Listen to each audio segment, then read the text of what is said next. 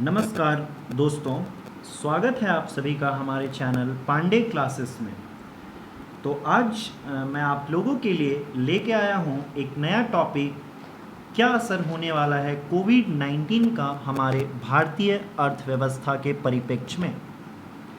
तो दोस्तों, इस पैंडमिक को हम दो एग्जाम्पल से समझेंगे। एक सन 1300 में लिए चलूँगा आपको, और दूसरी मैं लिए चलूँगा आपको the great economic depression that is 1929 में। इन दोनों के माध्यम से फिर इंडिया के कंटेक्स्ट में आके आपको बताऊंगा कि उसका इस पैंडमिक जो कि अभी चल रही है भारत में, इसका क्या असर होने वाला है।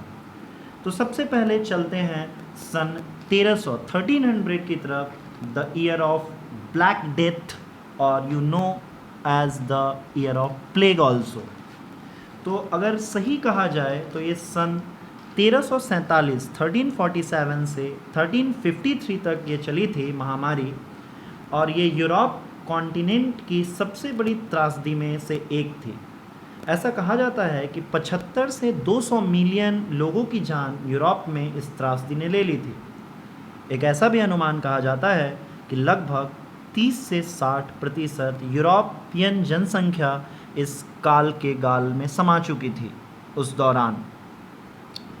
दोस्तों, आलम ये था कि लोगों के दफनाने के लिए भी वहाँ पे जगह नहीं बच पा रही थी। इस त्रासदी का हम इसी बात से अंदाज़ा लगा सकते हैं।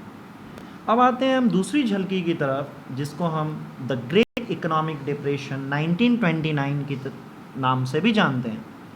आधुनिक इतिहास की सबसे बड़ी तथा भयावह मंदी।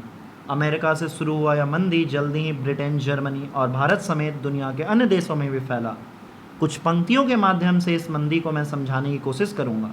चले गए थे सारे व्यापार, सन था वो 1929 का मेरे यार।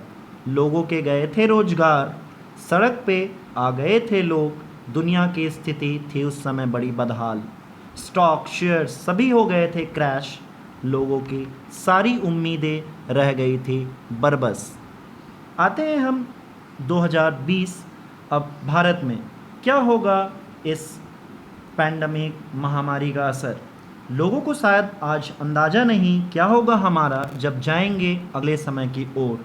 भारत की वैसे ही जीडीपी ग्रोथ रेट 1.5 से 1.9 के बीच चल रही है, जो कि बहुत कम होती दिख रही है मार्च महीने से। मार्च महीने में ये 5% के आसपास रही थी। तो इसी बात से आप अनुमान लगा सकते हैं कि कैसा एक हैवॉक सिचुएशन या इकोनॉमिक क्राइसिस, रिसेशन के सिचुएशन भारतीय अर्थव्यवस्था को झेलनी पड़ सकती है। कंटिन्यूअस कर्ज और बढ़ते बंदी की वजह से और घटते जीडीपी के वजह से भारत को यह नुकसान बहुत लंबे समय तक झेलना पड़ सकता है। इंडस्ट्री बहुत समय बंद होने के कारण भारतीय अर्थव्यवस्था को एक अनुमानित 16 लाख करोड़ की लॉस होने की संभावना है।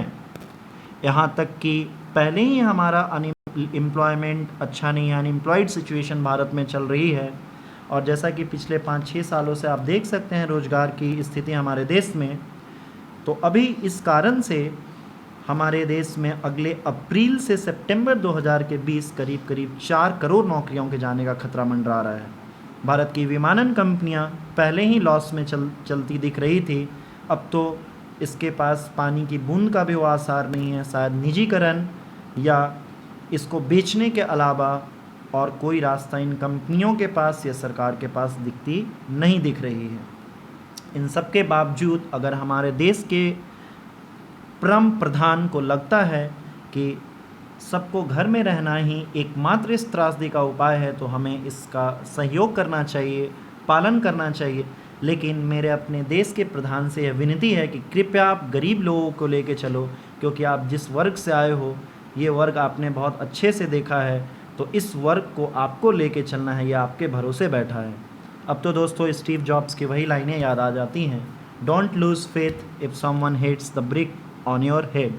तो बस उम्मीद कम ही है, बस भरोसे और मेहनत से जो होगा देखेंगे और देखते जाते हैं। जय हिंद, जय भारत। शायद अगले वीडियो में मैं कुछ अपने तरफ से अपना आकलन बताऊंगा कि इससे क्या किया जा सकता है। आप इस चैनल मजानी लाइफ को भी देख सकते हैं, इंटरटेनमेंट वीडियोस और नए नए आइडियाज़ और नए नए अच्छे वीडियोस के लिए आज के लिए इतना ही, धन्यवाद। फिर मिलेंगे दूसरे और अच्छे वीडियोज़ के साथ। Thank you for watching.